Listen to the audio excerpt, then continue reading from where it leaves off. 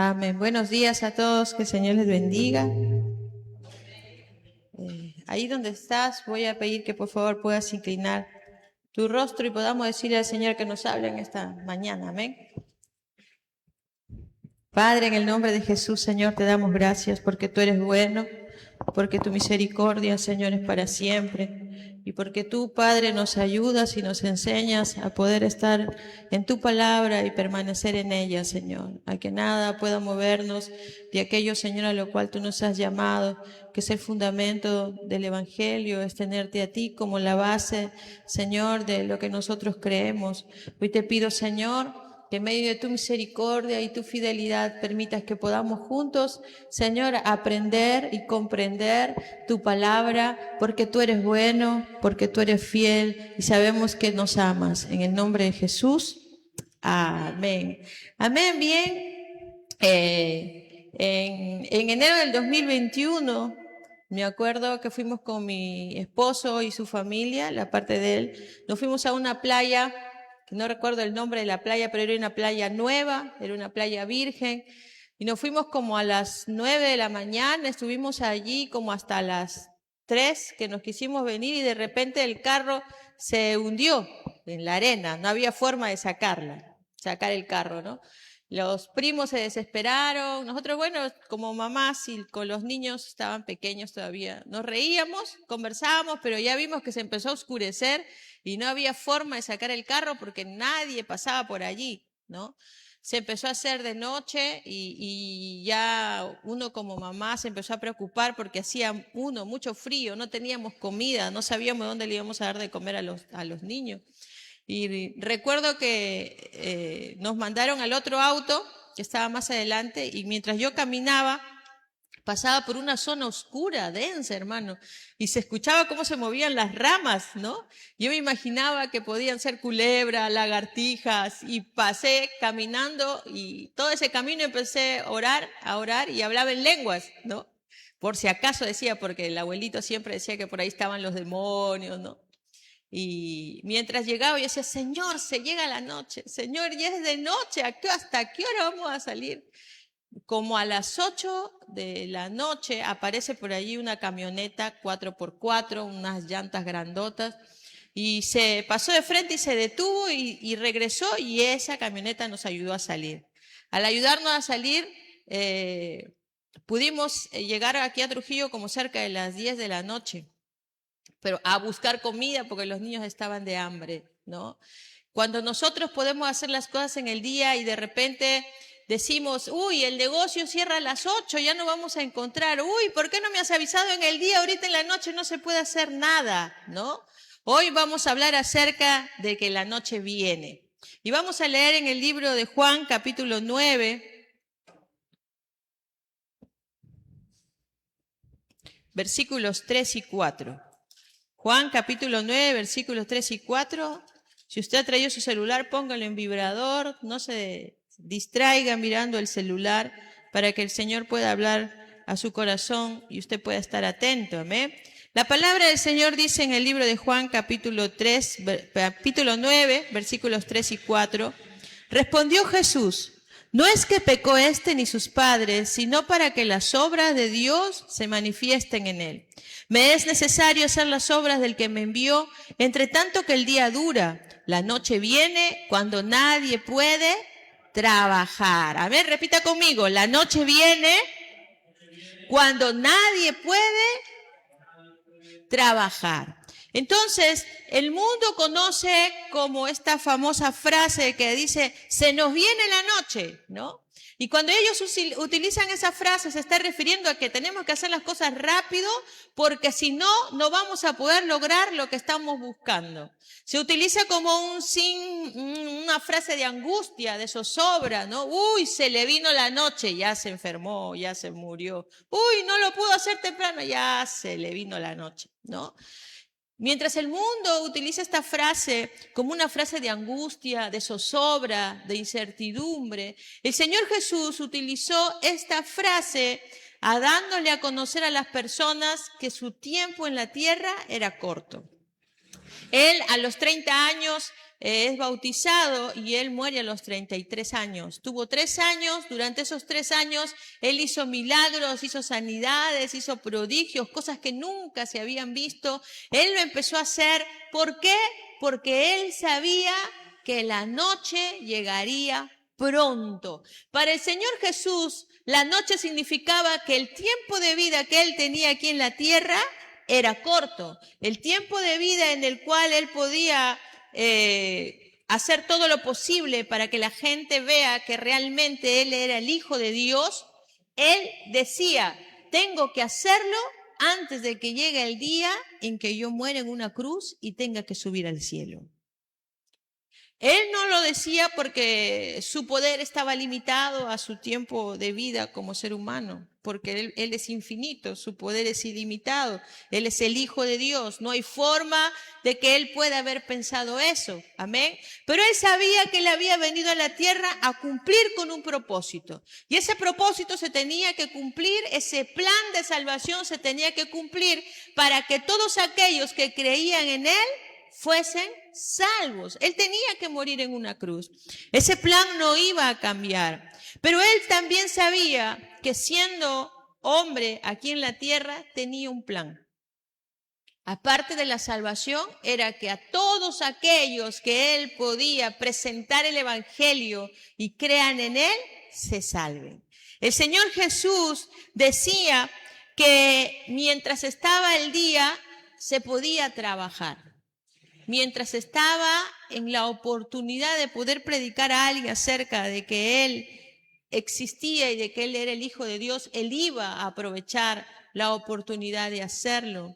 Es por eso que si usted lee los evangelios, ve que Él a veces se dormía en una barca, a veces se pasaba la noche vigilando, Él oraba todos los días, en todas las noches, tenía un lugar de oración. El Señor Jesús no descansaba. El Señor Jesús buscaba la más mínima oportunidad para poder predicarle a otros de que Él era verdad y de que podía hacer un milagro. Tanto así que en el libro de Juan capítulo 9, cuando Él empieza en el versículo 1, Él dice, al pasar Jesús vio a un hombre ciego de nacimiento. Pero antes de que él pase, estaban acusando al Señor Jesús de que él tenía un demonio y de que hacía milagros porque tenía un demonio dentro. Y cuando él empieza a refutar lo que ellos decían, cogieron piedras y quisieron matarlo. Y el Señor Jesús pasó en medio de ellos, y al pasar en medio de ellos, al salir de ese lugar, es que por el camino encontró a un hombre ciego que estaba allí sentado, pidiendo tal vez limosna. El Señor Jesús veía a alguien afuera en la calle y aprovechaba la oportunidad para predicarle el evangelio. Si era posible, Él no dormía. Yo les pregunto en esta mañana, ¿ustedes han dejado pasar la oportunidad, tal vez ayer, antes de ayer, en esta semana, de poder predicarle a alguien el evangelio? Toca a la persona que está al lado tuyo, está detrás tuyo, tócale la espalda y dile, ¿has dejado pasar la oportunidad de predicarle a alguien el evangelio?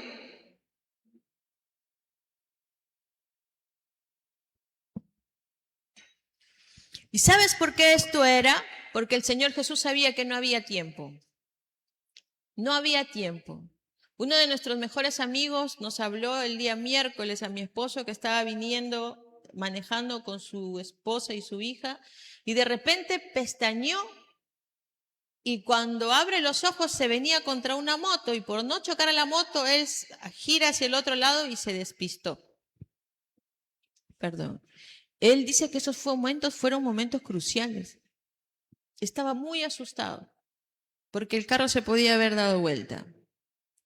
Hermano, el Señor Jesús sabía que al decir que la noche viene, Él reconocía que la vida del ser humano era fugaz, era rápida.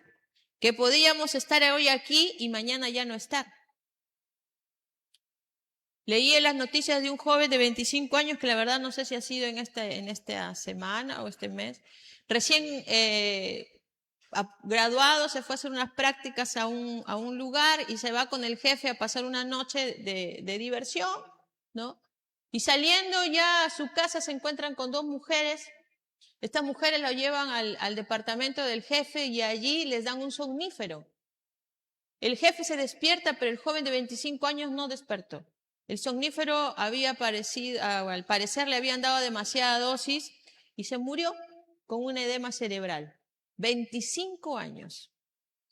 A no ir tan lejos, esta joven de 22 años que ha muerto víctima de los extorsionadores que han puesto fuego, ¿no? Y ella ha muerto quemada.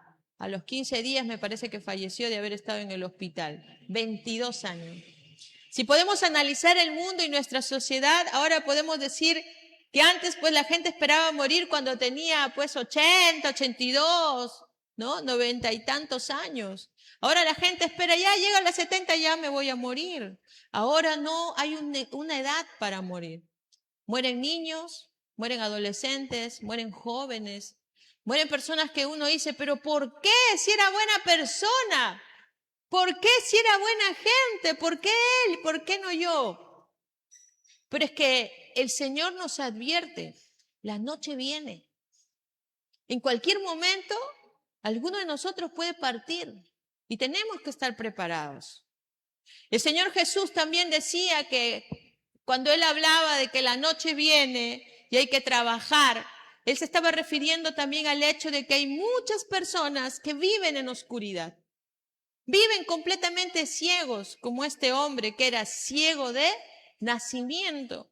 Uno tiene que entender la diferencia entre una persona que en el proceso, ¿verdad?, se hace ciego. Normalmente las personas que sufren de diabetes o que tienen un golpe fuerte en el ojo y no se han tratado a tiempo, se produce un problema en el ojo y puede perder la vista. Pero este hombre había nacido ciego. Él nunca vio la luz del sol. Él nunca pudo ver el rostro de sus padres, nunca pudo ver a sus hermanos, nunca pudo ver porque él fue ciego siempre. Este hombre estaba en un lugar y cuando el Señor Jesús lo ve, se le acerca. Vamos a leerlo en el versículo el 6. Dice, dicho esto, escupió en tierra e hizo lodo con la saliva y untó con el lodo los ojos del ciego. Y le dijo, ve a lavarte en el estanque de Siloé, que traducido es enviado. Fue entonces y se lavó y regresó viendo. Amén. Este hombre nunca había visto la luz del sol. Era ciego de nacimiento. El Señor Jesús escupe en tierra, produce un lodo, se lo unta en los ojos. Tal vez el ciego no sabía, ¿verdad? Porque, no sé, usted imagínese que escupan y le pongan... Él no sabía, pero él se dejó tocar. Él dejó que hicieran con él en algún momento de su vida algo que tal vez nadie hizo. Tal vez nadie lo miró, tal vez nadie le importaba que él sea ciego. Porque en ese tiempo se creía que las enfermedades venían por consecuencia del pecado. Es por esta razón que en los versículos anteriores el Señor Jesús pasaba con sus discípulos y los discípulos le preguntan, ¿quién habrá pecado, él o sus padres, para que haya nacido ciego? Entonces el pecado, como es parte de la sociedad, no tiene por qué ser tratado, ¿no? Si ya tenemos una chica o un joven que ya está viviendo con su enamorado o su enamorada, bueno, ya que se conozcan antes de que se casen, porque tal vez casados se pueden divorciar. Y entonces la sociedad nos ha involucrado, nos ha metido de una manera silenciosa dentro del pecado. Y la iglesia comparte el pecado. La iglesia permite que esto suceda. No estoy hablando de que tal vez sea con tus sobrinos, con tus sobrinas, ¿no? Estoy hablando de que lo permitimos dentro de nuestra casa. Bueno, ya tiene 13, 14, está bien que tenga su enamoradito, ¿qué problema hay? ¿No? Más bien la voy a llevar para que se ponga sus anticonceptivos y le voy a dar a mi hijo su preservativo porque, puede ser que salga embarazado. Porque es parte de la vida, porque es la ley de la vida, ¿no? Entonces nosotros podemos entender que el Señor Jesús estaba diciendo en algún momento, aquella noche va a ser parte de la naturaleza humana. Van a morir. Pero antes de que ellos mueran, tienen que entender que hay una realidad después de la muerte. Hay una realidad de la cual todos podemos escapar si creemos en Jesús como el Hijo de Dios. Es por esta razón que cuando se acerca, el ciego mira, él se va, se pasea, se va a la sinagoga y los fariseos lo miran y dicen, ¿que este no era el ciego? ¿Que este no era el que andaba pidiendo ahí limosna? ¿Cómo es que ahora ve? ¿Quién lo hizo ver? Y entonces salió a relucir el nombre de Jesús de Nazaret. Es Jesús, pero si ese es un pecador, pero si ese tiene un demonio, ¿cómo puede él haber hecho ver a este ciego de nacimiento? Y lo llamaron al ciego y le preguntaron, ¿cómo es que ahora tú ves? Y él dice, mira, no sé si este hombre es pecador. Lo que yo ahora sé es que habiendo sido ciego, ahora yo puedo ver. Y le dijeron, ¿cómo puedes tú decir eso? Mira, yo no sé, porque ustedes dicen que Dios no escucha a los pecadores, pero este hombre oró por mí y yo ahora puedo ver. Si él tiene pecado, no, eso a mí no me corresponde juzgar. Lo que yo sé es que ahora yo puedo ver.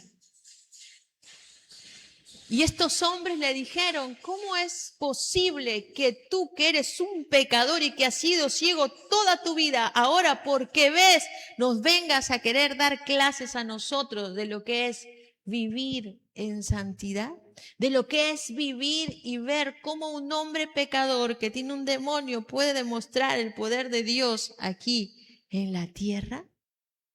Y lo botaron del templo. El Señor Jesús sabía que la fragilidad del ser humano tiene que ver mucho con el carácter del ser humano, con el temperamento del ser humano. El ser humano, ya sea cristiano o no cristiano, es muy competitivo, es envidioso, es codicioso. Y a veces la envidia, la codicia y la religiosidad nos hace vivir en un mundo de hipocresía. Siempre cuando predicamos, evangelizamos a alguien, dice, ¿cómo voy a ir a la iglesia que está llena de tantos hipócritas? Miren, mi cuñada va ahí y hace esto y eso, yo no sé qué hace ahí en la iglesia, a mí me daría vergüenza ir, porque yo no soy hipócrita, es que yo no voy a la iglesia. Y es que a veces las personas pensamos que ir a la iglesia es para todos aquellos que son santos, para todos aquellos que no tienen pecado. Al contrario, hermano, la Biblia dice que el Señor Jesús vino a buscar lo que se había perdido. Él vino a buscar a los enfermos, no a los sanos. Nosotros vivimos en un mundo donde la sociedad hace lo que quiere, como quiere, donde quiere y con quien quiere. Podemos ahora ver que en este mundo, sobre todo en la ciudad de Trujillo, ya no hay ley, ya no hay justicia, ¿verdad? Ponen bomba como si estuviéramos celebrando cumpleaños. La gente se muere y nadie pelea por la justicia del que murió. Nadie da razón de por qué mataron a tal. Ahora todos murieron, pero cuando murieron fue porque algo malo hicieron. Antes decía, uy, pobrecito, este joven, ¿cómo se ha muerto? Uy, pobrecito. Ahora dice, ay, algo debe haber hecho, pues. Es decir, bueno, está bien que lo hayan matado porque algo debió haber hecho este hombre o esta mujer. Seguro que no ha sido ningún santito, ninguna santita, por algo lo han matado, ¿no?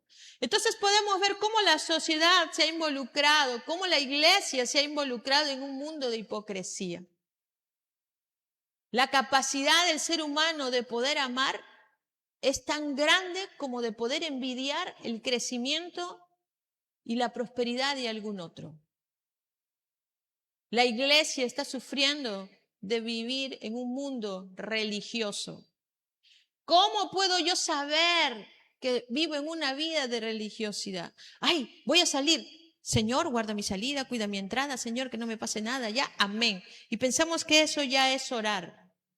Pensamos que nuestro hijo está por salir. Te bendigo, hijito, en el nombre de Jesús, que te vaya bien. Y pensamos que ya cubrimos a nuestro hijo.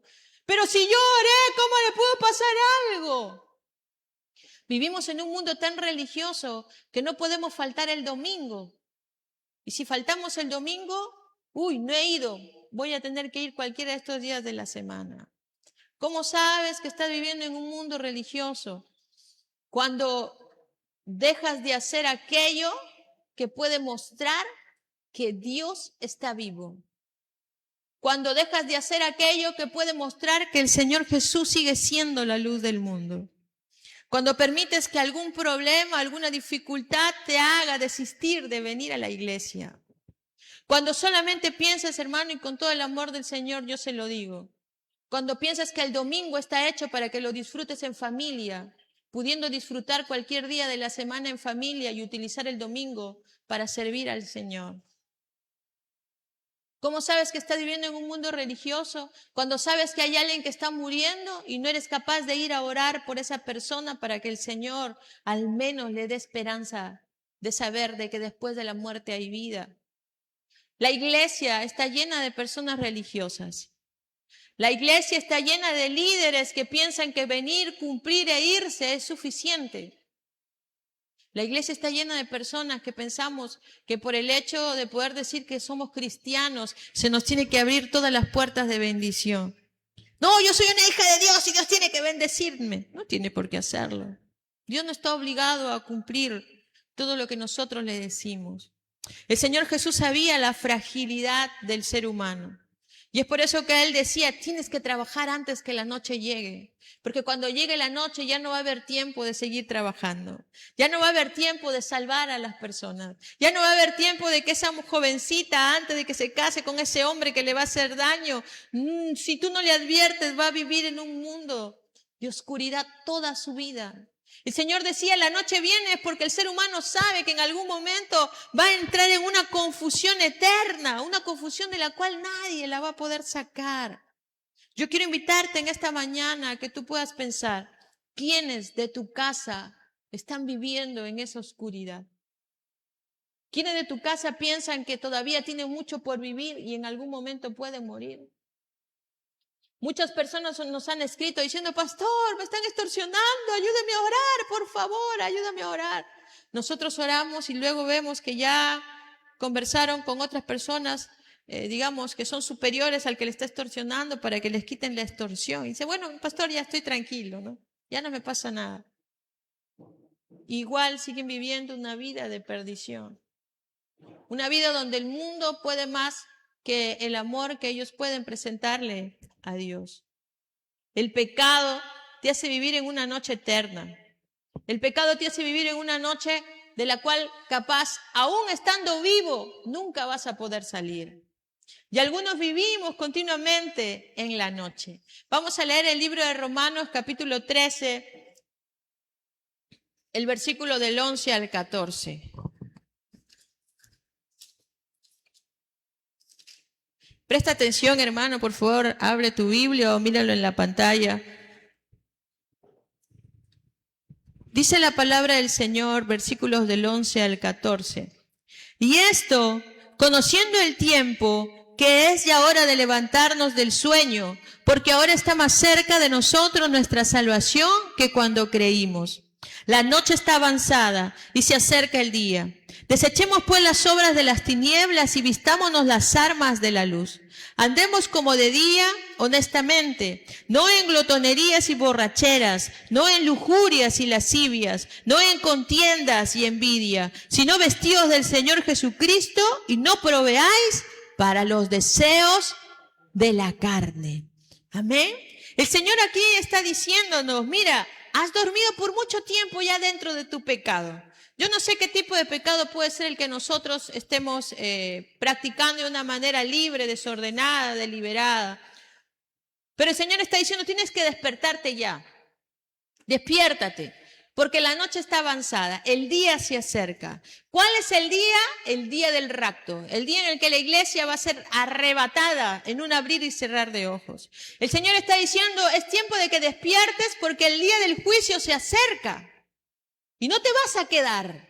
Es tiempo de que despiertes. ¿Y cómo dice el Señor? ¿Cómo manifiesta que algunos están durmiendo? ¿Cómo es que el Señor manifiesta que algunos permanecen en la noche? Dice, no en glotonerías, borracheras, no en lujurias y lascivias, no en contiendas y envidia. Lo vamos a repetir, amén. Ahí está el versículo en la pantalla. Lo vamos a leer juntos, para que podamos tomar entendimiento de lo que el Señor nos está diciendo. Andemos como de día.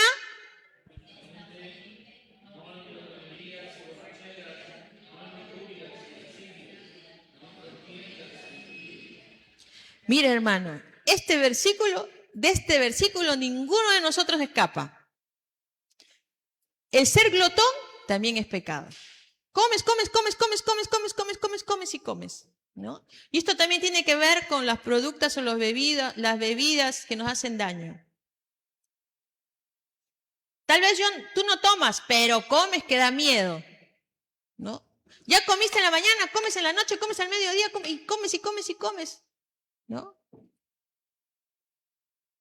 Tiene que ver con el hecho de saber que Dios está en control en toda la situación.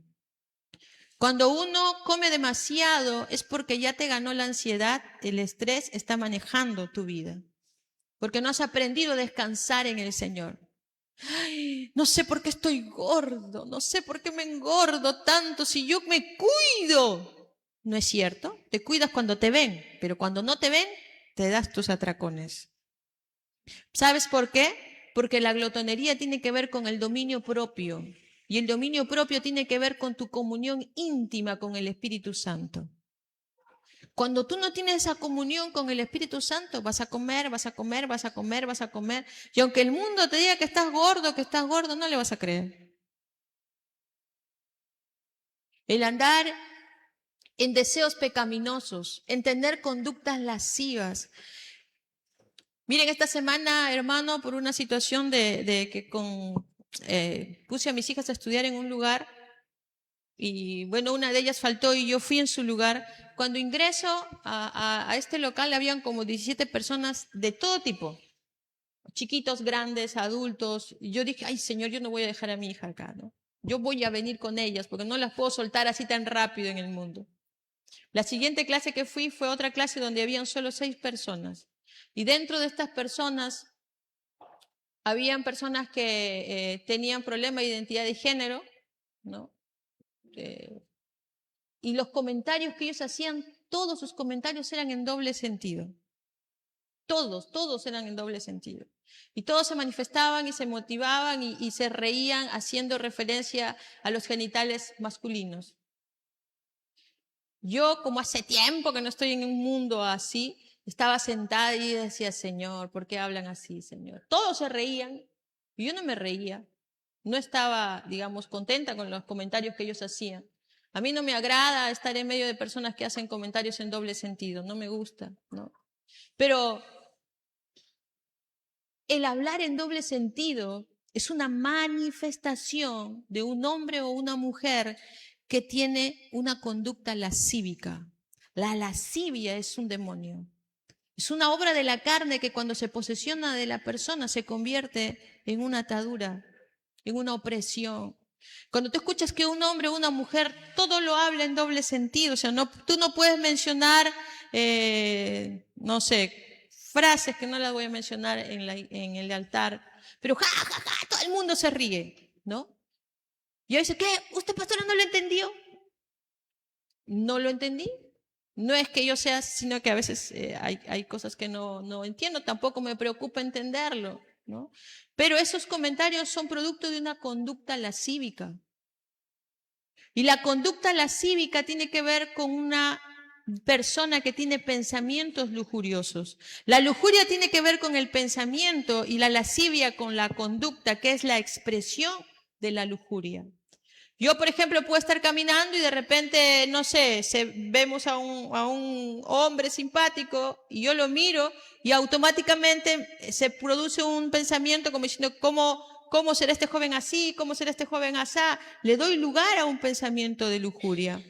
Cuando yo me mantengo en ese pensamiento, o sea, no lo espanto, no lo quito, no lo someto al dominio y al control del Espíritu Santo, esto se convierte en una conducta lascívica, lo que puede llevar a cualquier persona a abusar de alguien o a cometer este tipo de abusos o acoso sexual. Eso es parte de las personas que andan en la noche. Eso es parte de las personas que no conocen al Señor Jesús.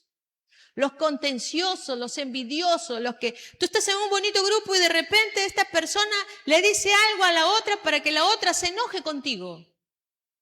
Busca la forma de malograr ese grupo, esa alegría, esa coinonía, esa amistad. Son personas contenciosas, son personas que viven en la noche, que viven en la carne. Las personas que son envidiosas, ¡ay, te has comprado esto, qué bonito! ¿Y dónde lo has comprado? ¿Y cuánto te ha costado? Mientras en su cabeza ya está pensando, ¿dónde se lo habrá comprado? ¿Y por qué ella sí y yo no? El Señor dice, de estas formas, de estas 1, 2, 3, 4, 5, 6 cosas, uno alimenta su carne.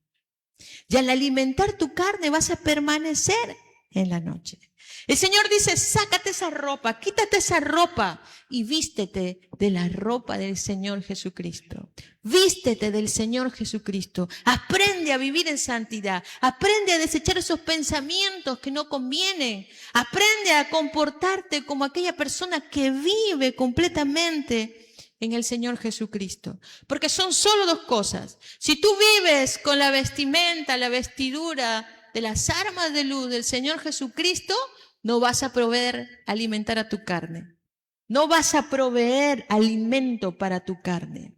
No se trata solamente de venir a la iglesia, amado hermano, porque aún viniendo a la iglesia, el día que el Señor venga en el rapto, te puedes quedar. Te vas a quedar. El miércoles, mientras el pastor estaba predicando acerca de 4 puntos lindos que habló acerca del Señor Jesucristo, mientras yo estaba ahí sentada orando, cierro mis ojos y yo decía, Señor, tenemos que hacer ver que es urgente que la iglesia viva en el centro del Evangelio, donde el centro del Evangelio es el Señor Jesucristo. Pero a veces nos dedicamos cómo te vistes, cómo te peinas, cómo andas, cómo caminas, y no ponemos al Señor Jesús como el centro de la vida del cristiano. Y mientras estaba ahí yo decía, Señor, voy a hacer una cena, porque estaba pensando en las chicas de liderazgo. Voy a hacer una cena y les voy a poner todo lindo para que ellas se sientan, Señor, y comen y sientan y vean que tú las amas, ¿no? Y de repente pasa por mi cabeza y el Señor me dice, ¿y si no entran a la cena? Y si les pones el plato todo servido con su pollo a la brasa, sus papas fritas, y cuando están a punto de comer les dices, ¡no! No van a participar de la cena. Porque no estás haciendo lo que a Dios le agrada. Y eso va a pasar, amada iglesia. La Biblia dice que muchos le dirán, Señor, Señor. Y Él dirá, no te conozco, apártate de mí, hacedor de maldad. Porque aquel que sabe hacer lo bueno y no lo hace, le es pecado. Porque aquel que sabe que tiene que vivir como a Cristo le agrada y no lo hace, le es pecado, es un malvado. Cuando yo recién me casé, después de 1 o 2 años, daba la casualidad de que siempre cuando un día antes del domingo, justo el sábado sucedía algo y mi esposo y yo teníamos discusiones. Y para subir al altar, la primera que predicaba era yo. Entonces yo tenía que ir a pedir perdón. Porque yo no podía subir al altar enojada, me sentía mal, ¿no? Entonces yo decidí que los sábados yo no iba a decir nada o si quería limpiar o hacer algo en la casa iba a ser el día jueves o el viernes para que el sábado no suceda nada, ¿no? Pero recuerdo en una oportunidad que me enojé tanto y que dije, yo no voy a ir a pedir perdón, porque yo no tengo la culpa. Eso no recuerdo si fue un viernes, pero ese día en la noche me enteré que una amiga que tenía 2 hijitos, su esposo murió de un infarto al lado suyo, un aneurisma. Ella se levantó, lo movía y él no se despertaba, lo llamó a la ambulancia y el joven tenía como 30 años. Murió en la cama al lado de ella y ella nunca se dio cuenta. Entonces cada vez cuando yo escuché esto me puse a llorar y me fui corriendo a abrazar a mi esposo. Yo decidí algo ese día. Cuando yo lo vea a él y tenga que pasar algún tipo de situación, voy a pensar, Señor, yo siempre voy a abrazarlo. Porque yo no puedo imaginarme, aunque él dice que uno no se debe aferrar a las personas, ¿no? Pero yo no me podría, digamos, imaginar una vida todavía, porque digo que sé que en algún momento cuando seamos viejitos, alguno de los dos va a partir primero, ¿no? Pero nos vamos a ver en el cielo. Pero por ahora yo no me imagino una vida sin él, ¿no? Entonces yo le digo, Señor, mientras yo pueda, yo esté con vida, yo voy a abrazar. Yo le voy a pedir perdón, porque no me quita.